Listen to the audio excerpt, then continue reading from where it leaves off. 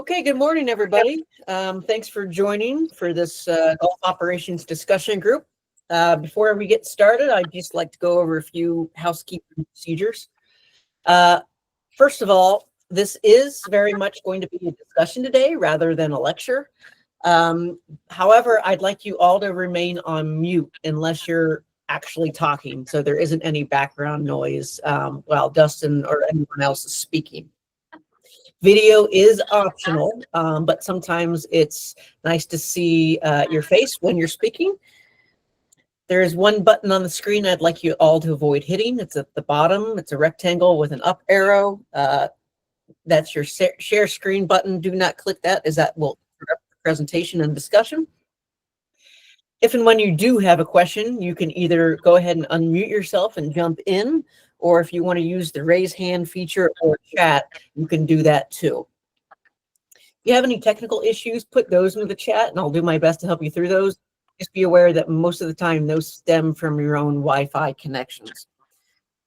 I see we have a few people who dialed in today. If they could send me an email at mfrey@pgahq.com. That way we'll make sure you get your PDR credit. And finally, we are recording the session today. So it will be up on our YouTube page later this week should you want to refer back to it or share it with any of your coworkers that could not join. So with that, I'd like to turn it over to our reigning Golf Professional of the Year, Dustin McCormick. All right, thanks, Matt. Good morning, everybody. A lot of familiar names here. Good to see everybody. Hope the winter's going well for everybody. Definitely want to keep this as a, kind of an open communication, try to get some ideas, see what people are doing in the area. I spoke with Jeffrey Surrett yesterday about what we wanted to handle, and he asked me to give a little rundown as far as to kind of what we had going here at my place over the last, almost 10 years now. But we've done a lot of kind of unique things for a small business that really have helped. And I would kind of hope that maybe across the board, some of these ideas might be able to assist in your operations, regardless public or private. Some of this stuff is just business based, and we thought things that we had tried might have been scary, might have been, everybody's always worried, are we going to get in some kind of trouble or something like that? And being that we're a township municipality, everything we do has to be controlled, audited from a financial standpoint. So everything that we did had to be completely legal. And I know that sounds shady. It's not meant to be shady, but I brought these ideas up to certain individuals throughout the section, and everybody always says the same thing. Oh, that doesn't sound like it would be. We had solicitors and we had auditors and everybody else, and every single year I have to get audited, and all of this stuff checks every box. So could be some stuff that might actually help your operations along the way. But just a little fast track of history for me. Glenbrook itself was purchased by Stroud Township in 2005. At the time, the golf business was doing well, and I think like most owners that buy golf courses, they thought it was going to be a field of dreams. If you build it, they will come. Simple way to make money all the time, and it didn't work out that way for them. From 2006, their first year open, till 2013, they lost an average of $68,000 a year. Could not make it function. Necessarily wasn't a golf pro situation, wasn't a staff situation. It was just the business model itself was an assumption that people were going to come to their property. There was an overabundance of spending in advertising and marketing outside of our area, and it just didn't work. Then when 2008 hit and the recession hit, things got even tougher. At that time, I was working over at a different golf course called Water Gap Country Club that also had gone through a sale. And after seeing the kind of writing on the wall in 2013, I decided to resign. Ended up finding out the golf pro here was retiring at Glenbrook, and went in for the job. Stopped at the township building, talked to the supervisor, said, "Hey, I'm interested. Let me know what I need to do." We went through an interviewing process. I think there was 32 applicants. This might sound like one of the most ridiculous things in the world, but this is an actual statement that my supervisor told me. Was that of 32 golf professionals that applied, I was the only one that showed up in a suit. That statistic has always blown my mind. So food for thought. dress for something you want. Don't just show up in clothes. I always thought that was kind of comical that I was the only one that showed up in a jacket and tie. That blew my mind. But anyway, when I got here in 2014, everything was kind of set. They had 47 members of this golf course. We had 6 outings, and we had an operating budget of just under $600,000. It was already started. I was kind of jumping into the fire the first year, so it was more of a learning curve. First year, we ended up breaking even by not spending $600,000, by spending closer to $480,000, which in some circles is not a lot of money for a small public muni. It was. So it was the first time they actually saw a little bit of light that said, hey, we could break even. In 2015, that was the first time I got to get my hands on everything financially. And we started obviously with some budget cuts. We wanted to make sure that we could spend money appropriately without affecting staffs, affecting payrolls, affecting the livelihood of everybody that was here at Glenbrook, that was part of the Glenbrook family. And we did that through a multitude of ways. A lot of ways you probably already know, but even if it's early ordering on maintenance product, the one requirement was those first 2 years, nothing got ordered that didn't have my approval or ordered from me. So even my superintendent couldn't order seed without my approval. And the whole idea was just to understand what the budget was going to be, how we were going to start to control it, because before that, we had 3 departments that were just whimsically going through without communication. We needed to get rid of all that. So in 15, we ended up initially cutting the budget down by about $80,000 to $500,000. And then it was kind of, how do we get this place to grow? Ideally, to me, I grew up as a junior member here, and having 50 members at this golf course at the time was a surprising number to me, because it was kind of its own unique local spot that everybody wanted to kind of be at, but everybody kind of felt like they weren't welcome, and we wanted to change that. When I grew up, I didn't have the luxuries of being a member at a private club or anything of the sort. So for me, public golf courses were everything, but I always kind of wanted to have the feeling of being a member at a private club. So that was kind of the idea that we came up with. How do we create a private membership at a public golf course? There's always some hurdles with any of those things, but we tried to do it. And from 16 to 18, as the business got more successful, we started a membership initiative. In 15, like I said, we had about 50 members. By 16, we had about 80, 85. Started to grow. By 17, I had 125 members. Went to my township and said, listen, these 125 people love our golf course. They want to be here. They're the best form of marketing that we can have. So we got rid of all of our advertising and marketing. I cut every dollar of it out of our budget it was literally $0 sitting on our budget. The whole opinion of that was, we were advertising in Philadelphia, in Allentown, in Scranton, in New Jersey. People were not going to drive by 20 other golf courses to come visit Glenbrook. There was no reason to. We were just a public golf course like everybody else. So instead, we reallocated the funds. But what we did with our membership was, we took those 125 people and we said, hey, listen, here's the deal. You got a lot of golfing friends. You find me a friend, I give you 50% off your membership for 1 year. You find me 2 friends, you have a comp membership for the year. It worked out better than we could have imagined. Everybody jumped on board. By the end of 2017, we had 250 members. Currently, we are sitting at 306 members and really don't want any more. Not that we wouldn't take them, but there is a diminished return over cart fees versus the greens fees you get in the public sector. While we did that in 16 through 18, we also wanted to grow our other avenues of business. We really tried to boost the idea of outings, the idea of golf leagues.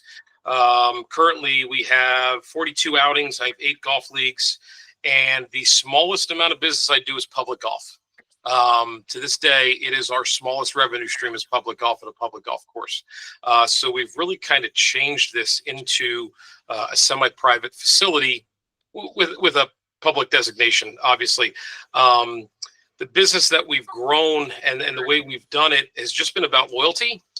Even through COVID, everything that went on through the 2020 through 2021, when golf boomed for all of us, I'm sure almost everybody here, as well as every club around you, golf has been in demand, so we can charge more for the supply. Rates have gone up everywhere, and I understand the math behind it. We chose not to. We chose to be loyal to the customers that were loyal to us through all the bad times. We are still operating on our 2015 golf rates, which is, some people would say is nuts, and that's fine. But we're making it work. The one luxury we have is being a township. We're not solely profit driven. We're here for the town. We're here for the public, the people. So it is kind of a neat thing that we can say that. But as of this point, we're doing really, really well. The golf course has been kicking. We went from having, a golf professional and a shop staff to 3 Class A PGA professionals on property, bringing in a new apprentice this upcoming year that is going to be getting into the program. So we'll have a fourth professional that's registered within the PGA of America, and then all of our other staff. So some of the practices that we did that I really loved, one of them is the way we grew our staff out here. So I created options for our staff as how they wanted to be paid and how they wanted to be reimbursed for their time. There are certain people that are working for money, right? A lot of us are. We all have a livelihood. We all have jobs. But at the same time, I also have guys that are retired that they're here for golf. And that's, we all have those guys, whether it's a ranger or somebody else. So I ended up giving 3 options to my staff when we hired them, all of my hourly employees, as far as what they wanted. If they wanted to just be paid a paycheck and they wanted golf privileges for themselves, we obviously paid them more on an hourly rate and they still got their golf. But I also have guys that are making literally $10 an hour. They work 10, 12 hours a week, which is an amazing number when you think about how horrible that is. But they're all retired. They've all had successful careers. And the trade-off is they get 2 memberships to give to any customers that they want or any of their friends that they can bring. So they have guys to play with, as well as they can bring up to 3 guests at any point to play golf. So we created options outside of just a pay scale to be able to elevate kind of the environment here working as far as that goes. Our operating budget for that payroll and that staff is $48,000 for the year. So we do our entire staff, excluding myself, for just under 50 grand a year for our whole staff, which is kind of a crazy number. Most people think it's impossible, but we've just tried to create the option that, why are you here? Are you here because you want golf? You want to play golf? You want to bring your friends to play golf? Great. We can do that. And we can do this. And it works out really well for us. So that's one of the things that I would probably suggest to anybody that's looking to grow staff. There's more ways than just a paycheck. But I guess with that exception, Matt, anything we missed on there? Anything to elaborate on? I was personally curious in that 48,000. Yeah. Does that include? Do you guys do health insurance or anything, or is it just because you're like the one full-time guy, or no? Yeah, so there are no benefits in that number, right? There are no benefits in that number. That number is solely for my golf staff, which has to do with shop attendants, outside operations. Bill, my main number 2, who was my first boss when I was a cart kid at Mount Manor, he's been in the business for 40 years. He's 70 years old. So he's got the same situation that I do, which also helps. Our wives are in the education system, so we can kind of piggy tail off of that, which definitely helps. There's always going to be those situations, right? The one thing the township has always wanted from us is that we maintain a separate business operation from the township. So there is nobody on our property that's a township employee. There's one. Our mechanic worked 6 months with the maintenance crew, 6 months here at the golf course. He is the only staff member that is actually considered a township employee. We have our own bank accounts. We have our own payroll accounts. We run everything separately. So no, there isn't any benefits included in that number. That's strictly just, paychecks going out week to week on what is our 30 to 34 week season. Awesome. Thank you. Go ahead, Jeff. Hey, buddy. So I worked at Pennsauken forever, and it was a township-owned facility, a little bit different. Everybody there was a township employee.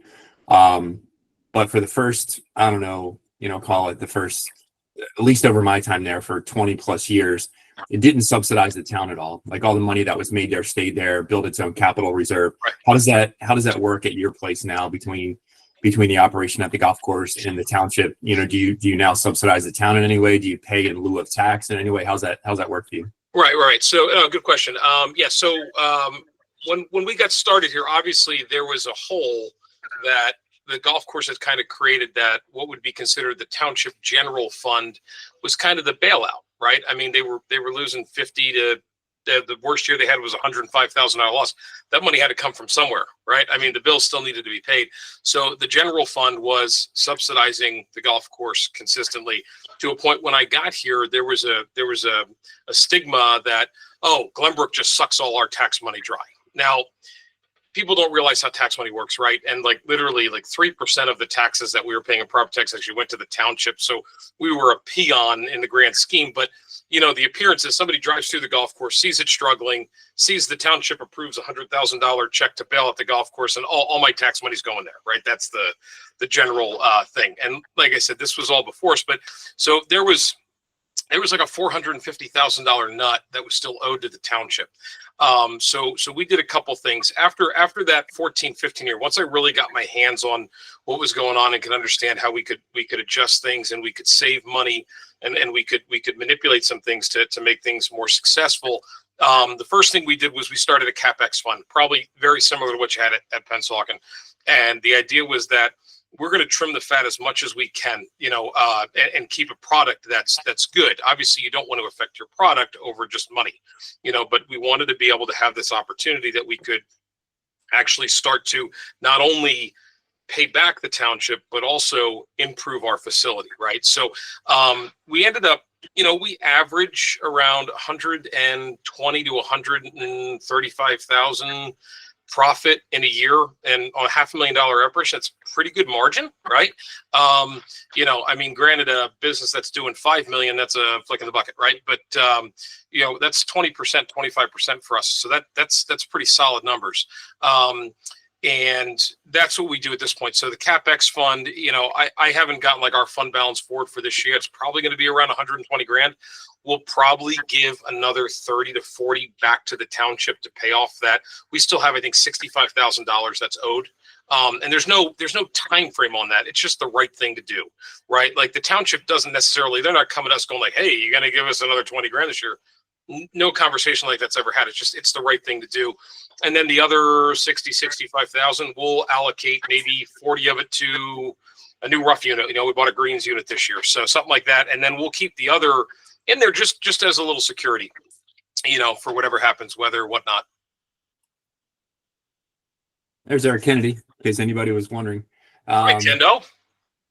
Just a quick follow-up, and I know there's some folks on the call that have similar type facilities and love to hear their thoughts on it. But I know, again, when I was at Pennsauken, we worked directly with the township committee, you know, with the hierarchy of leadership is there. What's your relationship with the, you know, the town committee? How does that work? And, you know, keep, as far as the, you know, the health of your job and your career, like all that good stuff. Obviously, you know, when politics is involved, it always gets a little bit sketchy if, you know, all of a sudden it goes from Republican to Democrat or Democrat to Republican. All of a sudden people want to make wholesale changes. But it always kind of, you know, at least for us, it was always one of those deals where, you know, oh man, elections coming up. I wonder what's going to happen. Yeah, we just went through that. So fortunately, you know, for what we've done here, and there's some other stuff as we go through the conversation, I could bring up some practices that we tried that could be, you know, an option to go, but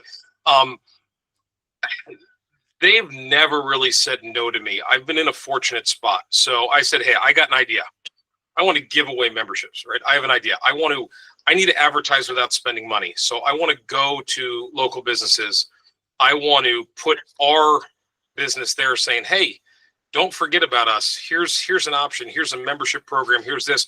And I'd give them 4 rounds of golf, right? Like anything I'd go to the township with, they would 100% be like, yeah, let's give it a shot, right? I've never had any pushback, which is pretty fortunate because I know that's very unique. But I think it becomes to a fact that if we were still losing $40,000 or $50,000 a year and we were struggling every single year, I don't think we'd have that relationship. I think that relationship has just kind of been built with trust and the fact that, you know, we're running over a decade in the black, which is something that they really didn't think was possible. And it was literally just how it was being managed. So I'm fortunate in that. And when we go through elections, the way the township has it lined up is there will never be more than one supervisor that is being elected at a time, unless there's retirement. Right, that could happen just time frame wise, but they're all on this 2-year overlapping cycle. So for 2 years, I have the same 3 supervisors, and then in the next 2-year period, even if one doesn't get reelected, we still kind of have 2 people in our corner that might not love every single thing we do, but at least know what we're delivering on, which is kind of important. But the reality is, our township has the same opinion that I do with the golf course. We love the property, we love the golf course. We want it to be here for the locals. It is considered a public park, and that's what we want it to be. We run it as a business, but the business concern is almost secondary to it maintaining what it is for the locals, which is unique. That's cool. I'd love to hear anybody else in the group if they have any unique situations with their ownership at their club, whether it's municipal or public for profit and all that good stuff, private owners, any of that good stuff. I see Mouse up there. What do you got going up there, Mouse? Huh? You're muted, buddy. Said I'm south now, but they're still trying to put warehouses in, and it hasn't happened. I don't know if it's going to happen. I really don't discuss it much. I just do my job and keep the money flow.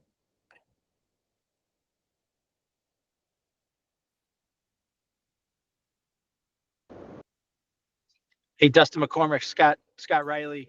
Hey, buddy. Growing up, I'm a public golfer at heart. Growing up at Little Elma Meadows, outside of Buffalo, New York. So yeah, love hearing this. And one of the things the pro did, that was one of my mentors that I first worked for. Tell me how the golf shop and the revenue from that works. Is that a space that you might get to lease, or does all that go to the township? Yeah. So I have actually owned the shop since I walked in the door here in 2014.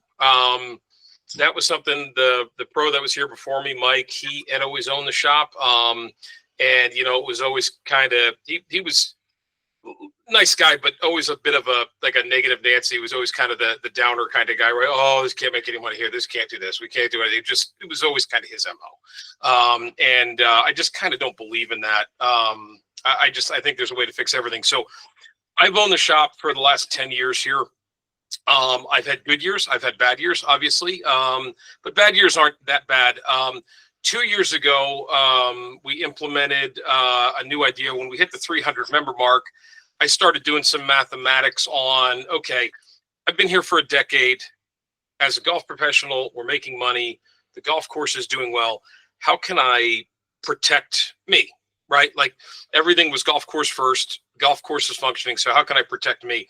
The only risk that I had at this golf course was the golf shop, right? If I go and bring in, I don't know, make up a number of $100,000 and all of a sudden I do 40,000 in sales, well, that's going to be a problem, right? I mean, that's kind of common sense. So I had pitched the idea when we changed our membership structure last year, which was the only thing that we've changed rate-wise since 14. We added a small amount of money to it, $100. And I negotiated in with the township that instead of the golf course getting that $100 comes to the pro shop. And we started our own little Mill River plan for the shop, which is kind of unique because I don't think there's a lot of public golf courses that do it. But what it did for me was, between what I have in outings, what I have in golf leagues and member events, that's like guaranteed revenues for the shop and your, gift certificate sales throughout the year. I was probably light by about $20,000 as a ballpark number to make the shop a splash than your profit each year. By doing this, it netted an extra $30,000 in revenue to the shop every single year going forward. So at this point, before I place an order, I have more in guaranteed sales than I do in inventory for the year. And from a public golf course, that battles every green grass store, we've had a bridge out at our golf course for the last 3 years that kind of cut ties to my driving range. It's a state road. It's been a problem. It's not a township thing. It was a secure way for me to go about kind of controlling things. So, I have 2 tags on every single item in the shop. Members pay 5% over wholesale cost on everything. Public gets public rate. We don't kind of vary off of it. And that's what we've been doing, Scott, for the last 2 years. And I ended up doubling my hard goods sales this year just because of the price savings with how much golf is costing. Drivers are $600 now, right? So all of a sudden they're looking at it at Golf Galaxy and it's $600, but they're a member. So here it's only for, 60 or 470, whatever that number might be. Worked out really well for us. And it also, from a personal standpoint, it removed all risk of any kind of loss for me. And I get in the private sector, there's a lot of shops that, with their membership and everything can't keep things in stock. We're very much the opposite way. We're still economic public golf. So trying to move product that's getting more and more expensive is hard. So for me, I personally think it was a no-brainer. I love the idea of zero risk. So we're continuing with that model. And I'm planning on it working out the same way.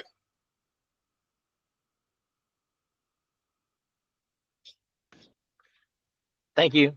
Yeah, no worries, bud. What's your membership cost? Yeah, ready for this one? Membership cost is $900 a year. $900.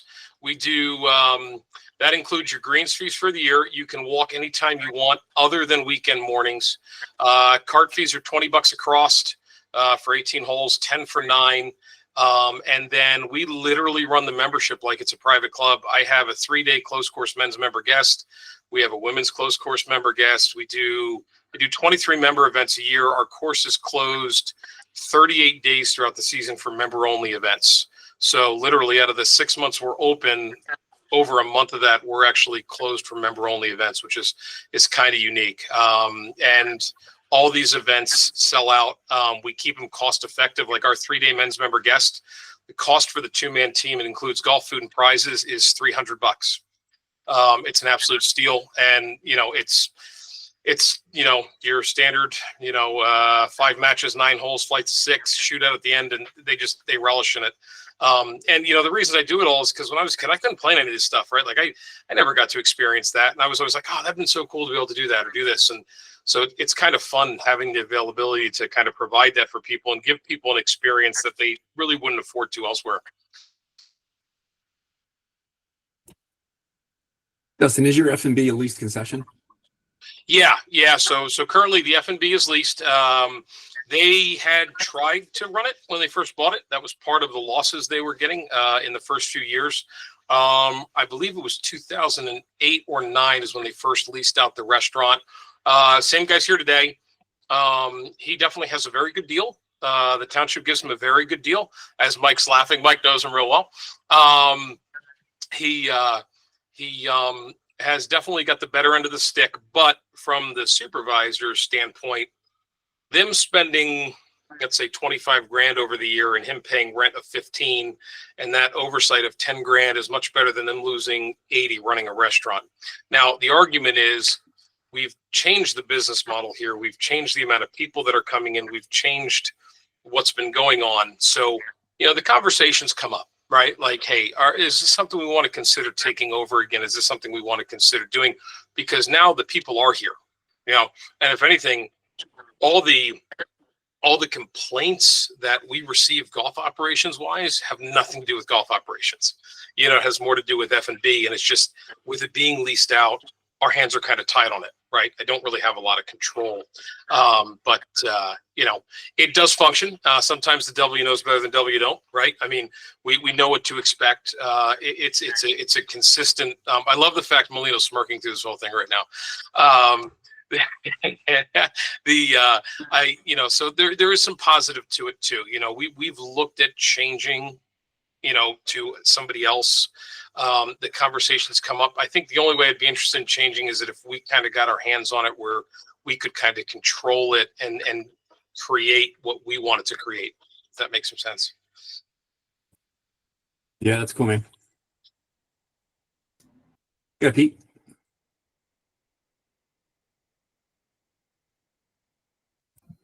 Sorry, Dustin, you hear me? Yeah, buddy. What's up, Prophet? Hey, quick question. Obviously, with the leasing that you're doing, you know, when you talk about a member guest of $300, you talk about all the outings that you do. Mhm. And I ran into this at Downingtown when Downingtown leased the property, and now you're dealing with two vendors. So if an outing is coming to you, you're giving them one price for the golf, and they have to get one price from a food perspective, correct? Well, so I built it all in. So what I do is now that we just got our budget approved for the upcoming year, I'll go to Pat, our F&B guy. And what I do is I create like 5 different meal packages that the outings can pick from. And what Pat will do is before, when I get with him in the next couple of weeks here, because we'll start doing that in January, he'll give me his numbers, right? So like, for instance, we might do an Italian buffet. That's like one of the most popular ones, right? Where they'll put a full spread of food out and soft drinks and salads and desserts and everything else. And, he might give me a number of, I don't know, $32 inclusive, right? Where that's tax and tip included for the whole thing. And then what we do is from the outing standpoint, we handle all the finances. So when the outing comes here, they're directly in contact with me throughout the whole thing. I handle all the counts. I handle the food counts. I handle everything. I report that obviously back to him. But when they come to pay for everything, their bill comes from Glenbrook with the food included. And then we allocate a check back to Pat for the food and beverage side of it.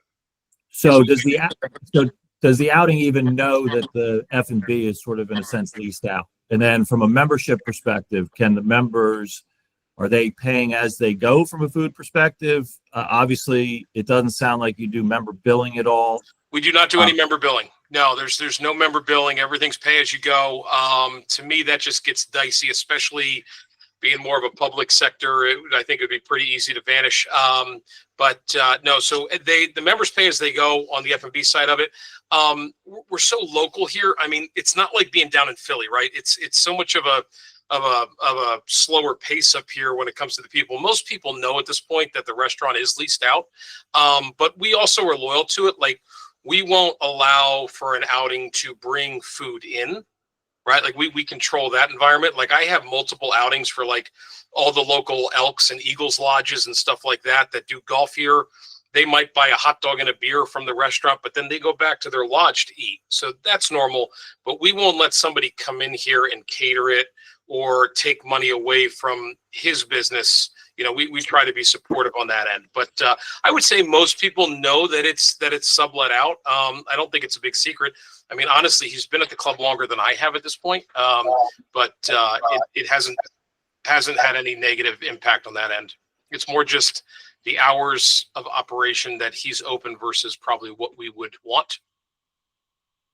Okay. Do you guys, just trying to understand the business and the business model. Obviously, with 42 events, with how many nights do you guys do leagues? I have 2 leagues, Monday through Thursday, 2 a night. So we shut down. The golf course literally closes every day at 1:00, and there is 100+ player shotgun at 5:30. But my membership also knows that they can come out here at 1:30 or 2:00, and no one's on the golf course the entire afternoon, but they know they also have to be off by 5 regardless. So it gives them another window where there's just no one out here. So then Mondays you have to be cognizant of, if you're doing a Monday outing, as to the timing of when that starts, to make sure that everybody's off the golf course by 5:30, those kinds of things. Yeah, absolutely. I mean, most of the outings we do, believe it or not, is I don't do. Oh, I see you every Monday. How can I do a Monday outing, Pete? Well, I do 19 Monday outings, and yeah. It's amazing that you still see me. So No, I get it. We actually most of our outings weekend afternoons. Out of those 42 events that we had last year, 27 of them are weekend afternoons. And what we do is these outings could be anywhere from 50 to 140 players, right? And what I do with my maintenance crew is they all start at 1:00, which gives me an 18-hole window on Saturday and Sunday mornings, where as long as I get everybody off the golf course by 1:00, I can get all my member play out there, right? So most Saturdays, what'll happen is if we have, I don't know, let's say the Pocono Irish American Club at 1:00, they always get 120, 130 strong for that event. I'll get my superintendent organized and we do an 8 o'clock shotgun. And I might have 60 to 70 members show up at 8 a.m. for a gun, just like you'd almost see down in Florida when they do like an 8 and 1 o'clock gun for all the memberships down there. Get everybody out on the golf course, get everybody playing. Everybody's off by 12:15, reset, send the outing. So we do a lot of manipulation that kind of limits our tee sheet. And that's why I say like public golf is really the smallest thing we do, just because everything else that we've going on. Yeah. So, I mean, how many carts do you have in your fleet then? I got 65. That's it. 65. Nice and tight. So do you max your outings at that 130 number, or Yeah, I go do you do a lot of 128. cart rentals, Yeah, those we kinds of do. things? We do 128, and then I own a golf cart on property here as well, so we can stretch to 32 if we wanted to. But I try to cap it at 128. But to be honest with you, where we've found a really good fold of business is in a lot of small charity groups and a lot of small little fundraisers that are producing 50 to 60 player outings, not 128 closed course, because I can open up my golf course around it. And we've made a nice little kind of bread and butter in that window of doing events of 50, 52, 56 players that'll have 10 groups. They all go out at 1 o'clock, and then my tee sheet's open for almost an hour and a half until they turn. So Yeah, it all kind of functions. Yeah, no, and I understand that. So like when you are manipulating the tee sheet, what is your thought process for, okay, I've got 48 players. It's a shotgun at 1 o'clock. You're probably going to go one forward. Tell me about like your commitment to, because, some people double up, 6 holes, and Right. then you can create issues on either side of that when you reopen the tee. Right. The enjoyment of the people that are shotgunning on that. So, when you get into that smaller realm of things, Yeah, how 100%. are you structuring your shotgun so that not only the people that are part of the shotgun, but the rest of the field is sort of enjoying their day? Because obviously, Makes from perfect your sense. statement, loyalty is the most important thing. So you've got to look at loyalty on both sides of that in order to, that everybody's walking away happy. Yeah, absolutely. So pretty much what we'll do is I like to, if I can, and granted, there's some variance in that too, right? I mean, when you get into the heydays of June and everything else, we do tighten them up a little bit. But generally speaking, if an outing has, let's say, 52 players, I'll keep that on 9 holes. If we start to stretch over that number, I'll look at extending it past 9, right? So our pace of play at the golf course here is very, very good for the most part. In the last 5 years, I've had 5 days that have run over 4 hours and 45 minutes. So that's one thing that's pretty fortunate. That includes golf outings. Like it's a golf course that plays quick. For the most part, but so anything under 52 golfers, we'll be focusing on 9 holes. If an outing has to have at least 36 for us to make it an outing. If somebody tells me they have 28 golfers, I'll get them on the golf course, but they're teeing off on tee times. So we require at least 36 to do a shotgun, and then from there up to 52, we're looking at that as a 9-hole window. I'm not a big fan of jamming 8 groups onto 4 holes, Pete, just to give me space on the golf course. To me, that's not being loyal, right? I mean, that's kind of a little bit, oh, sorry, you're just going to have to deal with it. Yeah, well, you might have them only once then if you do it that way. Right. And I'll send it out to the to the group of everybody else. I assume everybody else is doing the same thing in terms of how they space those kinds of events. I mean, one of the biggest thing I'm really it'll be interesting this year for those that are involved with it, obviously with the ladies team matches and how that structure has changed from twosomes now to foursomes, as to how you create the cushion on either side. Because before you didn't have to really worry about the ladies when they made the turn on a reverse shotgun because they were twosomes and they were going to fly. Now they're foursomes, so I'll lay that out to the group as to what they're thinking about doing once they make the turn and are out there, and you got all the guys who are wanting to play right after they go out. I'm going to unpause and sort of hear what everybody else has to say. I mean, you can give a buffer, right? I mean, like I always do that with an outing. Like, for instance, especially, a lot of our outings are repetitive business at this point. So I know the ones that drag a little bit more, the ones that are more non-golfer based than golfer based. But what I try to do, like my dad coaches a college team locally, he coaches ESU, and they play here. And they have their invitational every spring and fall here. And it's awesome to see all the women here playing golf, competing. At the same time, though, it is a torturous 5.5, 6 hour round of golf. So we do it on a Sunday at 1 o'clock. But I literally close the tee sheet for like an hour after they tee off because I know what's going to happen. I mean, in an hour, they're still on hole 5 and somebody's going to catch them. And it's a bad business model, but it keeps it cleaner for us. So that's the only thing. Like you could give some space because the chances are, if you're moving from 2s to 4s, your pace is going to slow down. They're gonna be playing right up and pretty quick. Go for it, Bob. Yeah, we do on anytime there's a ladies event, we do an hour buffer right behind them. And you have to level set the expectations with your staff on anybody that's coming up behind them. So our starter and our staff we let them know what's out in front of them, and we tell them don't rush them, don't get up on them. It's their time, and it's an hour in between, and we don't even mess around with it. Any other time where it's not an event and it's and by the way, we do ladies and threesomes. We don't do foursomes and ladies at all. If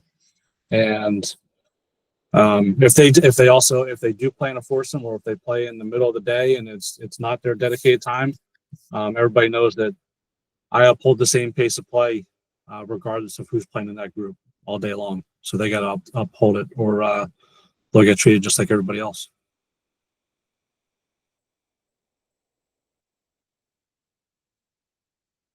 It's fun though. I enjoy every ladies' day. It's fun.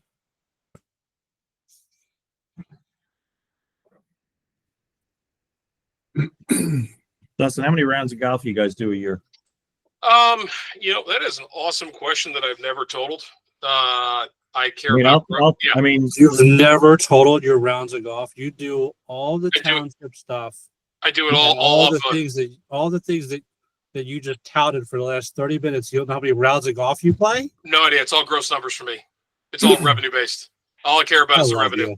I know. You're the No, best. I would say honestly, Pete, we're in the neighborhood of 22,000 a year. You just completely made that up. I didn't. No, actually, I'll share my screen as Matt Joe show you my revenues. You just flat out. I can divide into my cart fees. I mean, it's not that hard. That's a made up number. You just completely made that up off the top. Well, we're at 142,000 rounds this year. We just said, you know what? I think 22 sounds fair. It's not 40. It's not 15. I'll take somewhere in the middle. To me, you just completely made it up.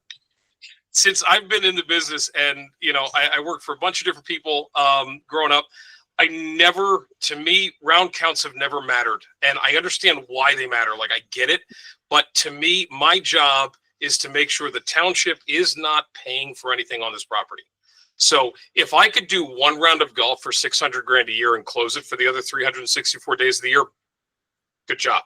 They're going to say good job. Right. So to me, it's all numbers based. It's all numbers based. I'm trying to outperform the comparative months from the last 2 years. So honestly, I couldn't tell you an exact number. I know in 19 into 20, we did about a 3,000 round jump after COVID, and we've maintained a small increase in numbers each year after that. Kind of as every golf course has seen. This year it leveled out slightly, but it was still on the positive side. So I'm going with 22,000, Bobby, but that's, sorry, but to me, it's meaningless. I want, with what I got going on here, it's the last thing. You just made up the additional 3,000 rounds you recover. You don't even know that number. You just probably not. No, it's probably just winging it. Just getting lucky. It's kind of what we do. Well, I keep track of all of our rounds. So last year we did 34,500. This year we'll do 35,000 rounds at a private facility. We do Monday outings, and then after Monday, we have a members league that goes out after the outing. Tuesday, I've got ladies in the morning. and then Tuesday evening league that goes through the season. So we're a very active and busy place. So a lot of the ideas that you're throwing out, Dustin, are very good. I don't know, like if you do the same thing for like the events. When I was at Broad Run at Downingtown, we had, you have your collective audience, you bring them, you give them a certificate, come back for free if you bring 3 guests, or 3 other members or 3 other people. I don't know if you do that for your outside events as well. Yeah, we haven't done a ton of that promotional stuff. Like I said, it was just, for me, it was, when I first got here, there was we had an operating, like, advertising marketing budget of like $45,000 that they allocated to places I'd never heard of. And I'm like, well, you guys are losing 60 grand a year and you're spending 45, and like, does this not raise a red flag to anybody? Just because people say advertising is so important, I get the importance of it, but I mean, when you're struggling, to me, the materials that you need to run a golf course are more important than, advertising down by the Philadelphia PGA building saying, "Hey, drive up to Glenbrook and play golf." Sorry, Jeff. It's a cool way to wear your watch, though. That's awesome. So Pete, like for us, the one like thing we would do is, like, I went to the local business and said, "Hey, can I advertise in here that we want to be the local club? We want to show that you can join and support local business. And if you let me do it, I'm going to give you a free foursome just to bring some people up and check it out." And amazingly enough, it kind of clicked to a point in which we actually created a couple of like corporate membership based stuff that has also helped us out. The one group I went to was the Irish American Club, and now they have 38 members that are all part of a group here. So there's stuff like that that's just kind of kicked. We give them a small discount above and beyond a single entry, but they also have a requirement to either have an event or a league with us. Did it with a local bar too in town called Teddy's U. Teddy's U, I just walked in the door looking to advertise, and now they have 28 guys that are all part of the same membership platform. So there's ways out there, but we never really kind of did the, try to force them back or try to convince them, "Hey, you bring me 3 other people and we did it with the membership just because the longevity of that can be more important, but not general golf. Thank you. I know Kyle, Anthony, and Bill are on from the First Tee. You guys have a very unique situation with the city there. Any thoughts there from any of the 3 guys about your relationship there and how you manage that?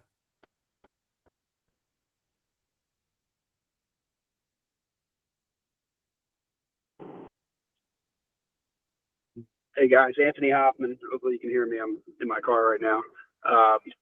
I'll jump in and say a couple words. We partnered with the city for the last 10 years, starting with Walnut Lane and then John F. Byrne in 2019. It is city property, so we do lease it. We don't really have much contact with the city. For the most part, we do work with them and get approvals for upgrades to the facilities, but we sort of have a perfect storm with our First Tee programs. Our goal was to generate free golf for all of our students and participants in the First Tee. Long story short, COVID hit. Obviously, golf has been a crazy upswing for everybody here, but for us to be able to have 2 properties and put some good money into it and upgrade the facilities, we've grown our rounds probably 250% over the last 5 years. This year, both Walnut Lane and John F. Byrne will do around 42,000 rounds at each property, so 84,000 rounds total. The community really loves it. They've bought into what we've done at both properties, and just to be able to help First Tee grow as well has really helped us. Hey, this is Bill Heineman. I'll just add in, our model is really the opposite of Dustin's. I mean, we are a true daily fee course. It's a very nominal rate, and it's very high volume, as Anthony mentioned. Well over 40,000 rounds.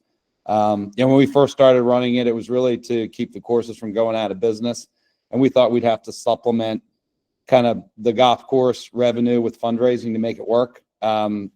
Pleasantly surprised that with a truly a daily fee course, it runs at I'd say a significant surplus to, provide free golf for kids. Any kid plays for free, and youth on course and all that. It's been well received from the public, with rates, with a cart from $40 to, $55 next year. We have a $1 lease from the city.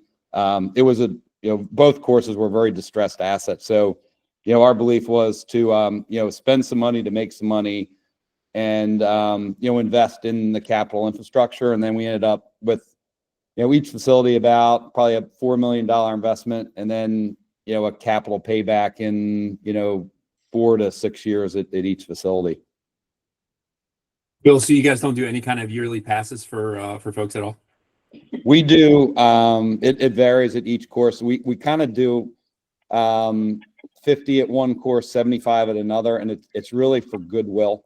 And I think if we didn't do it, I think we'd have to grandfather some people that have been playing for years, and I think it just kind of keeps the public at bay by us offering memberships. They're right around the level that Dustin's selling them for. But a lot of those memberships for us, I mean, we have people that are just hankering to play right now for the frost to, go away so they can get out there and play. And they're playing like every day of the year. So, those are our members. And we couldn't make it work on that model. It's a daily fee course. Yeah. And I jump on that too. 75% of our members, it's almost like a gym membership. They're out there walking every day. And you do get a membership at both golf courses with that price. So it gives them a little flexibility. That's great. Congrats on the new Michael Brown Center too. Very, very cool. Well done. I know one of my longtime South Jersey semi-private heroes is on the call, Wally Tittlemeyer. Wally's been around a bunch of different private, semi-private, public golf courses. Wally, how you doing, buddy? What's going on in your world, pal? Non-stop, Jeffrey. Non-stop. Never ends here.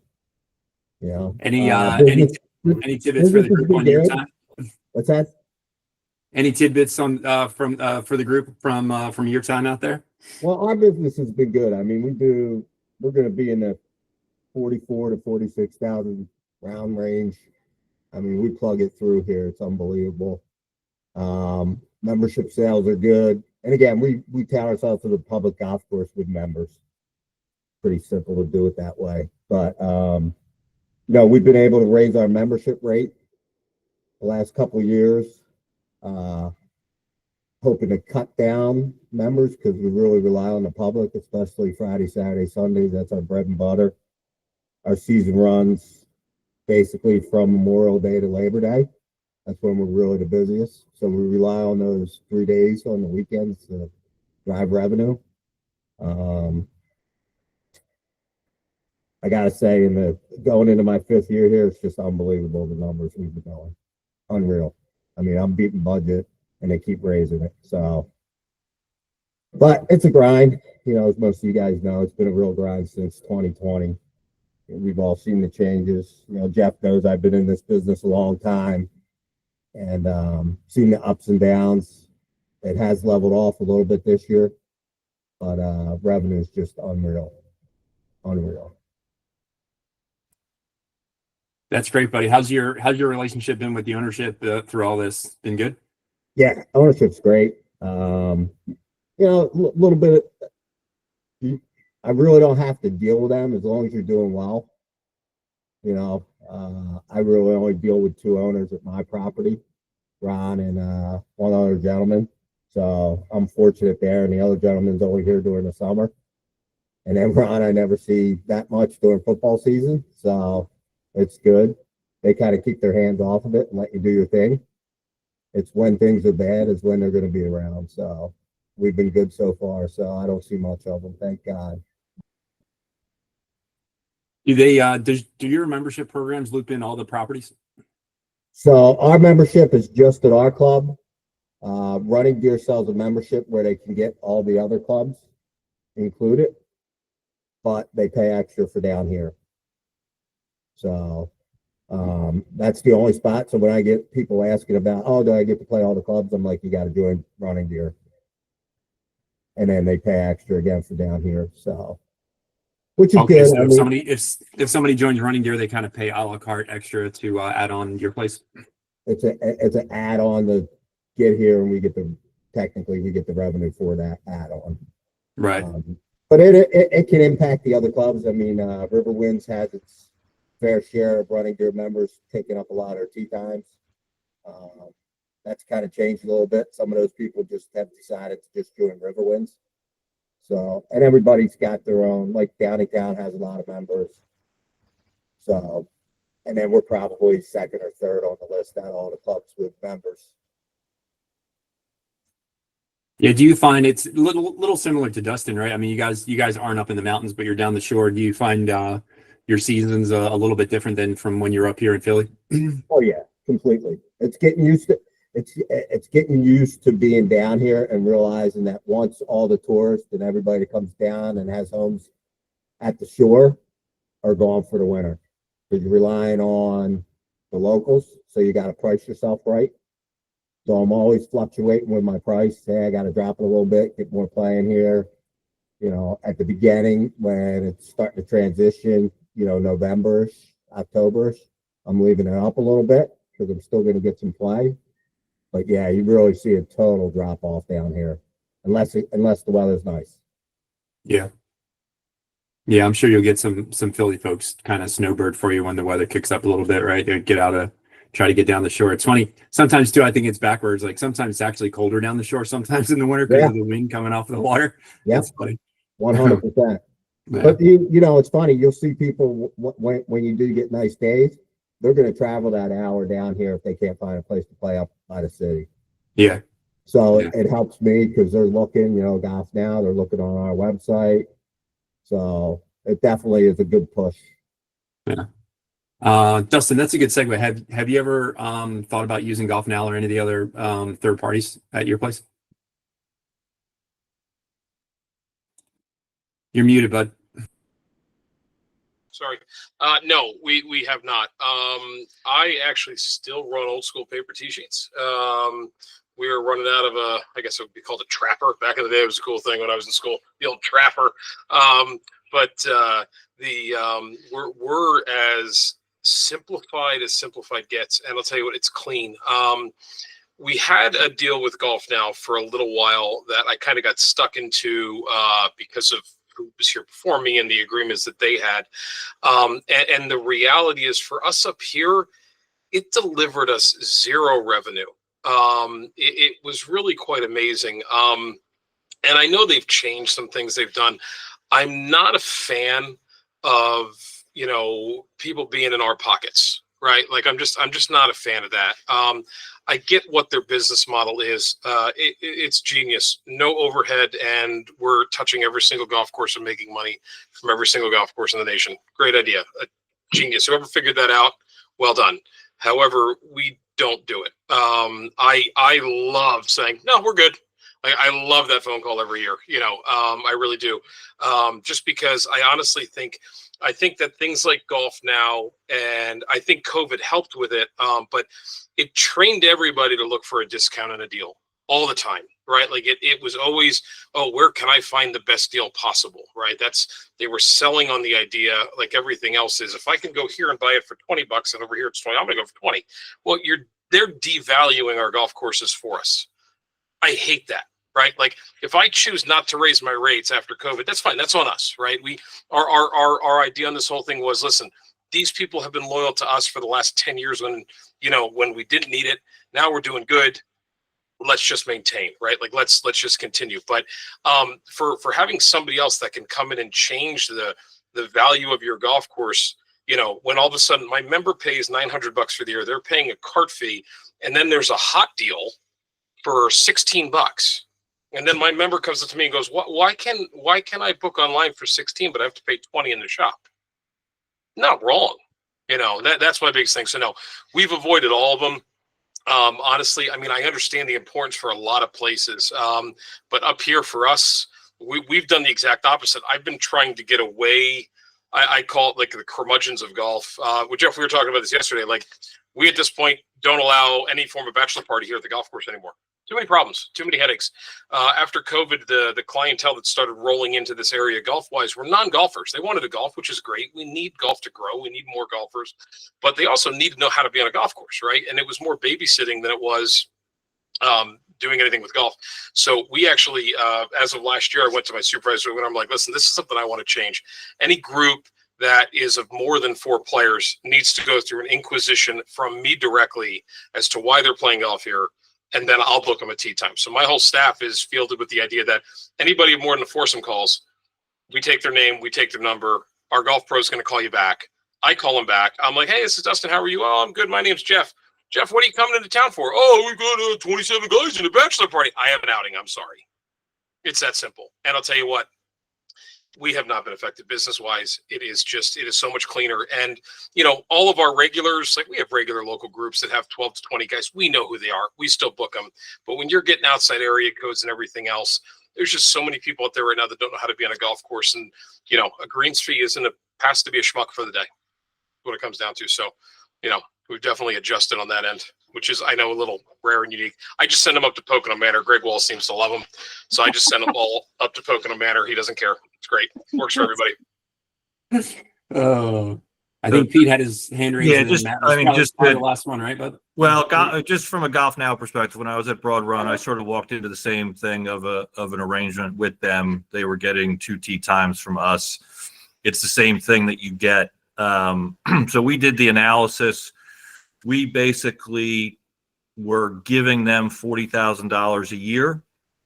We stopped it the next year from an ownership perspective, and we actually flipped it. We earned the 40. So in a sense, it was an $80,000 swing either way. Yeah. So crazy.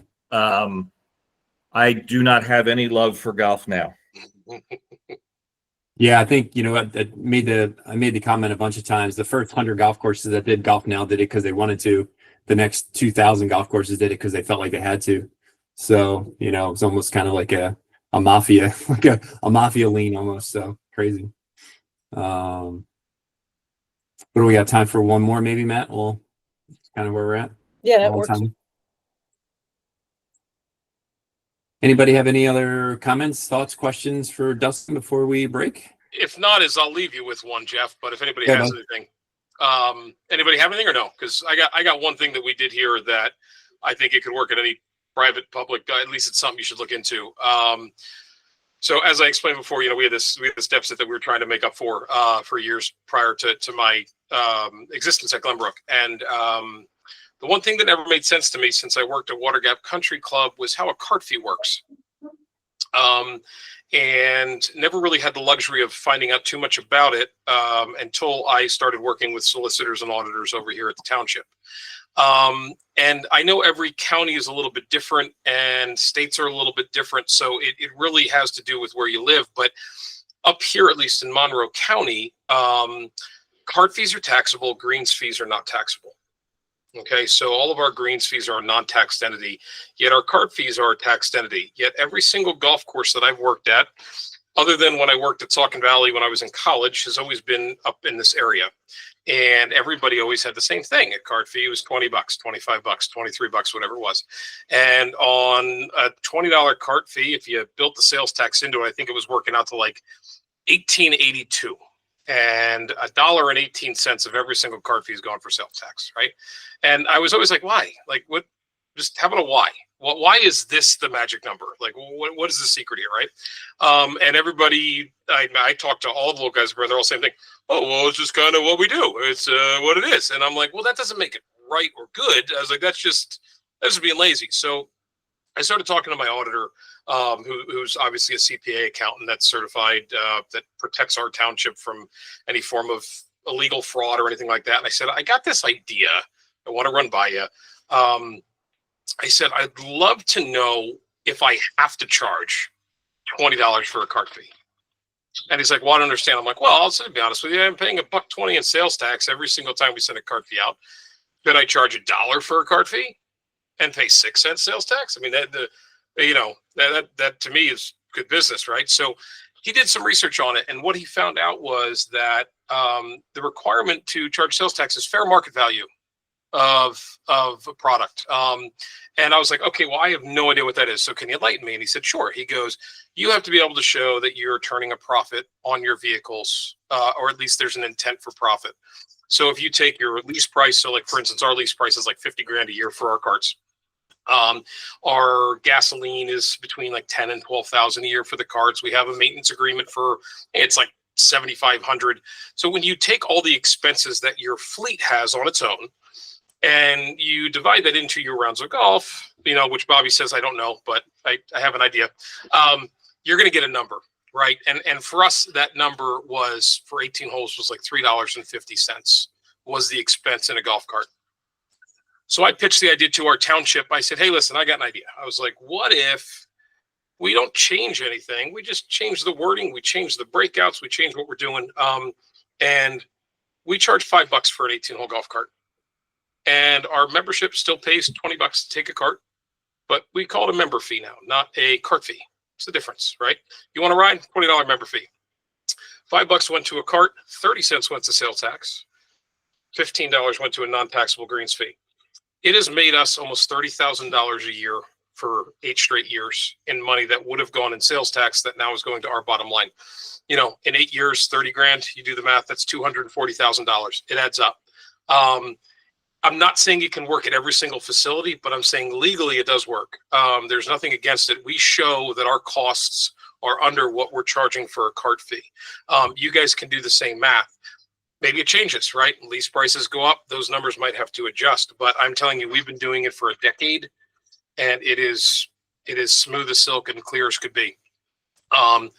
Something to consider that might help some courses that are a little bit tighter to the neck, might have a private owner that, you know, is really trying to make it work, but you know, things get a little tight. It's just something to keep in your back pocket.